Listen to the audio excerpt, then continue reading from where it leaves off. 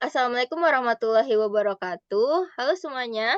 Pada kesempatan kali ini, kami dari kelompok 1 Kampus Cut Mutia Bekasi ingin mempresentasikan, projek buku kami yang berjudul Analisa Sistem Pencatatan Keuangan pada PT Infotama Lintas Global. Buku ini disusun oleh kelompok 1, yaitu kami yang beranggotakan dengan saya sendiri, Khairin Anissa, dan rekan saya, Risma Septi Maharani. Untuk slide selanjutnya akan dilanjutkan oleh rekan saya. Oke, next ini adalah ringkasan dari pembahasan yang ada di dalam proyek buku kita, yaitu ada pendahuluan, maksud dan tujuan, metode dan ruang lingkup, landasan teori, company profile, sistem berjalan, diagram sistem, permasalahan pokok, pemecahan masalah, dan penutup. Next untuk pendahuluan, ini isinya mengenai sistem pencatatan keuangan di PT Infotama Lintas Global, perusahaan teknologi informasi dengan fokus pada efisiensi pengelolaan keuangan di era digital. Melalui analisis sistem yang ada, proyek buku kita ini mengidentifikasi kelemahan dan memberikan rekomendasi perbaikan untuk meningkatkan akurasi laporan keuangan yang diharapkan dapat bermanfaat bagi perusahaan serta sebagai referensi bagi akademisi dan praktisi di bidang sistem informasi akuntansi. Maksud dan tujuannya yakni untuk menganalisis kelebihan, kekurangan, dan perbaikan sistem informasi manual pada pencatatan di PT Infotama Lintas Global, kemudian memberikan wawasan tentang sistem pencatatan keuangan di PT Infotama Lintas Global, mengetahui efisiensi proses akuntansi, dan mencari implikasi praktis untuk perbaikan sistem pencatatan keuangan. Metode penelitian yang digunakan yakni pendekatan kualitatif, yaitu menggunakan wawancara, observasi, dan dokumentasi untuk memahami sistem pencatatan keuangan di PT Infotama Lintas Global. Kemudian, dengan metode deskriptif, itu menggambarkan sistem pencatatan keuangan dengan mengamati dan mewawancarai pihak terkait untuk menemukan kelemahan dan perbaikan. Kemudian kita melakukan analisis data, mulai dari mengumpulkan dan menyusun data untuk menganalisis efisiensi sistem pencatatan keuangan. Dan ruang lingkupnya untuk proyek buku ini ada sistem pencatatan keuangan, lalu analisis kinerja penggunaan teknologi informasi, dan rekomendasi perbaikan. Ini adalah landasan teori yang kita gunakan dalam pembuatan proyek buku di mata kuliah Sistem Informasi Akuntansi. Ada penjelasan tentang konsep sistem informasi akuntansi, kemudian pencatatan keuangan dalam akuntansi, sistem pencatatan keuangan di perusahaan, dan sistem informasi akuntansi dan pengaruhnya terhadap efisiensi.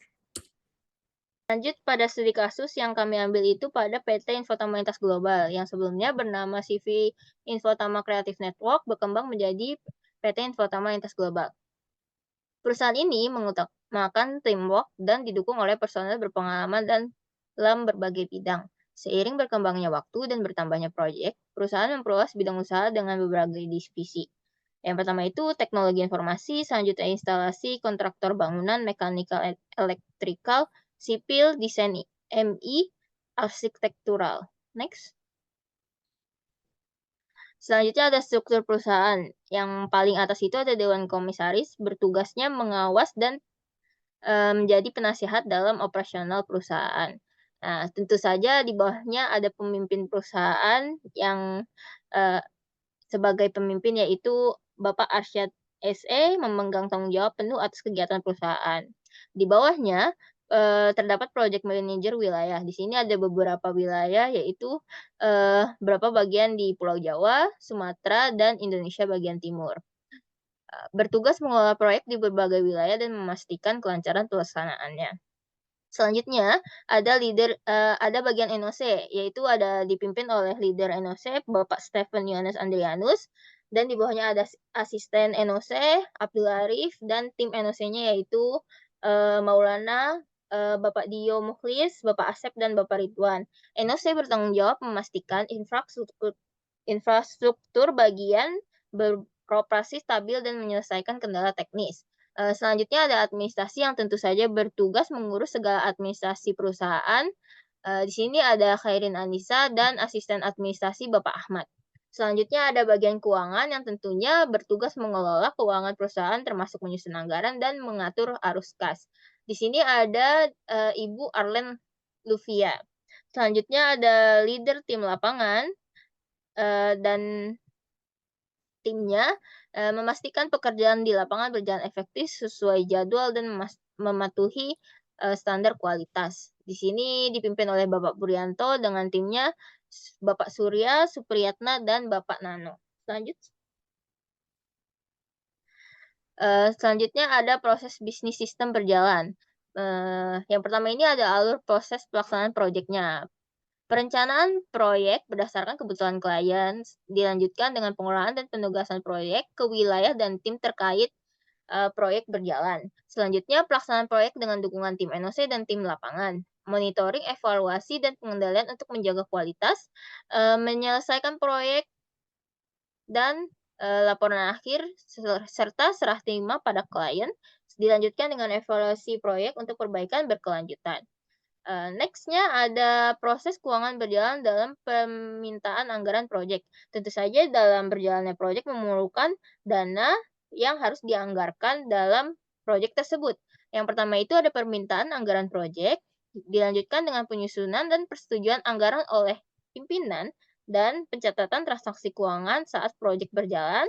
Selanjutnya ada rekonsiliasi dan pelaporan keuangan, dilanjutkan dengan rekonsiliasi anggaran dan realisasi, penyusunan laporan keuangan proyek, audit internal untuk mengetahui apakah keuangan itu digunakan dengan sesuai pada anggaran dan menghindari penyalahgunaan oleh pihak terkait, dan diakhiri oleh laporan keuangan.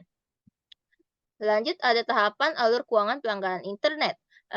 Tentu saja diawali dengan pendaftaran dan aktivasi oleh pelanggan, lalu penerbitan tagihan bulanan, distribusi tagihan, pembayaran tagihan, verifikasi pembayaran yang diterima, pencatatan keuangan, lanjutkan dengan rekonsiliasi dan laporan pendapatan. Setelah itu yang terakhir ada sistem aktivasi keuangan secara menyeluruh. Yaitu pertama ada perencanaan keuangan, penerimaan dana oleh pendapatan atau investasi lainnya, pencatatan transaksi keuangan, pengeluaran, penerimaan kas, pengelolaan, pembayaran, penyusunan laporan keuangan, analisis dan evaluasi keuangan, rekonsiliasi keuangan, dan penyusunan laporan pajak. Next. Berikut adalah diagram sistem proses pelaksanaan proyek berjalan. Yang pertama itu mulai proses bisnis, yaitu ada pemasaran katalog perusahaan, memperkenalkan produk dan keunggulan yang dimiliki perusahaan. Ini biasanya dilakukan oleh marketing freelance oleh PT atau pimpinan proyek wilayah masing-masing daerah. Dilanjutkan oleh permintaan proyek. Tentu saja klien akan tertarik dengan proyek yang dipasarkan dan meminta proyek dilakukan oleh perusahaan kami. Proses diawali dengan klien mengajukan permintaan proyek.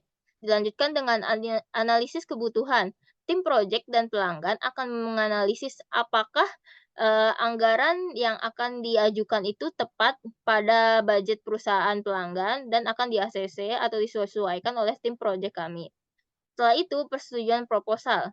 Nah, dalam diskusi tadi akan menghasilkan proposal yang akan diajukan kepada pimpinan perusahaan kami. Jika proposal disetujui, proyek dilanjutkan ke tahap pelaksanaan, dan jika tidak, proposal akan direvisi oleh tim proyek dan akan didiskusikan kembali oleh pelanggan. Dilanjutkan penugasan tim. Jika proses pengajuan proposal tadi sudah disetujui, maka proyek akan berjalan dengan menugaskan tim. Project manager membagi tugas ke tim NOC inti dan tim lapangan serta kepada tim project manager di setiap daerah. Dilanjutkan dengan pelaksanaan proyek. Tim bekerja sesuai peran masing-masing, monitoring dilakukan selama pelaksanaan. Dilanjutkan dengan troubleshooting. Tentu saja pada setiap sistem yang berjalan akan ada terjadi masalah. Jika tidak terjadi masalah, maka proyek akan cepat selesai. Namun jika terjadi masalah di setiap pelaksanaannya, maka tim kami akan mendiskusikan masalah tersebut dan memecahkan masalah tersebut.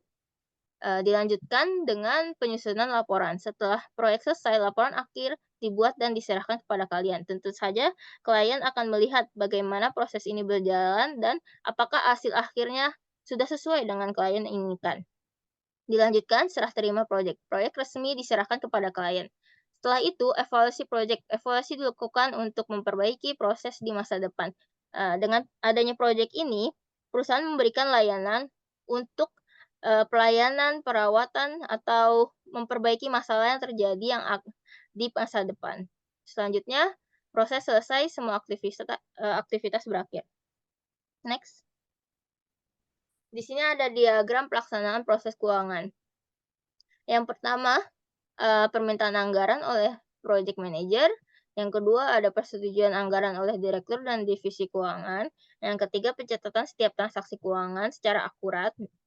Yang keempat, pengelolaan ARUKAS untuk memastikan pembayaran berjalan dengan lancar. Yang kelima, rekonsiliasi anggaran awal dengan realisasi pengeluaran. Yang keenam, penyusunan laporan keuangan akhir dan evaluasi keuangan proyek. Lanjut. Diagram pelaksanaan tagihan pelanggan. Pendaftaran layanan proses awal pelanggan mendaftar dan memilih paket yang diinginkan. Penerbitan distribusi tagihan. Tagihan dikirim kepada pelanggan secara rutin sesuai periode. Yang selanjutnya, pembayaran tagihan. Pelanggan membayar sesuai metode yang tersedia. Verifikasi pembayaran, divisi keuangan mengecek apakah pembayaran sudah diterima. Yang kelima, pencatatan dan rekonsiliasi. Semua transaksi dicatat dan direkonsiliasi memastikan keuangan perusahaan akurat. Yang keenam, blokir layanan. Jika pelanggan tidak membayar, tentu saja layanan akan diblokir. Yang ketujuh, aktivasi ulang. Jika pembayaran diterima, maka layanan akan diaktifkan kembali. Yang kedelapan, laporan keuangan, laporan pendapatan dari pembayaran pelanggan. Selanjutnya ada permasalahan pokok. Perusahaan masih menggunakan Excel untuk pencatatan transaksi, pengeluaran, dan pendapatan. Meskipun praktis, sistem manual ini rentan terhadap kesalahan input, sulit dipantau secara real-time, dan terbatas dalam kolaborasi. Proses manual juga diperlukan untuk pencatatan pajak dengan e-faktur, yang meningkatkan risiko kesalahan dan memperlambat pelaporan. Sistem ini cocok untuk perusahaan kecil hingga menengah, namun kurang efisien untuk perusahaan dengan volume transaksi yang besar yang memerlukan sistem terintegrasi dan otomatis.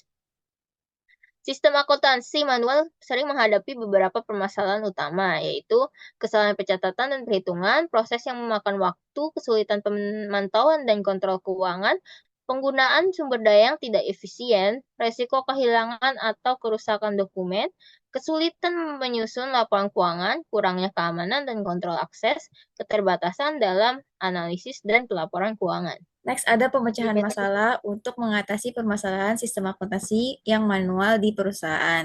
Yang pertama ada penggunaan software akuntansi untuk mengurangi kesalahan pencatatan dan perhitungan. Kemudian ada otomatisasi proses akuntansi, yaitu mengotomatisasi pencatatan dan pembuatan laporan keuangan dengan sistem ERP atau SAP untuk mempercepat proses. Kemudian penggunaan Cloud-based Accounting System untuk mempermudah pemantauan keuangan secara real-time dengan sistem berbasis cloud.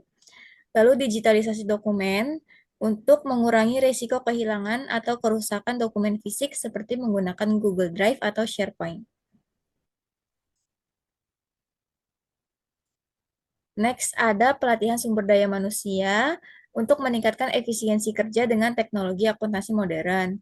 Kemudian, sistem kontrol akses dan keamanan data untuk menerapkan sistem kontrol akses yang ketat dan enkripsi data untuk melindungi informasi keuangan.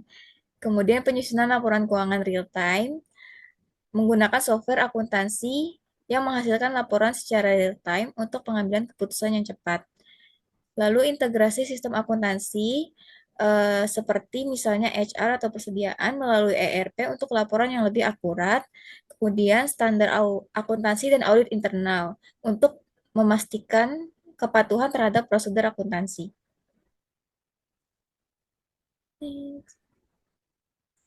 Next, sebagai penutup, ini adalah kesimpulan dari analisis kami di dalam proyek buku, yaitu PT Info Lintas Global menghadapi banyak kendala dengan sistem akuntansi yang masih manual, seperti kesalahan pencatatan, proses yang lambat, sulitnya memantau keuangan, serta risiko kehilangan dokumen.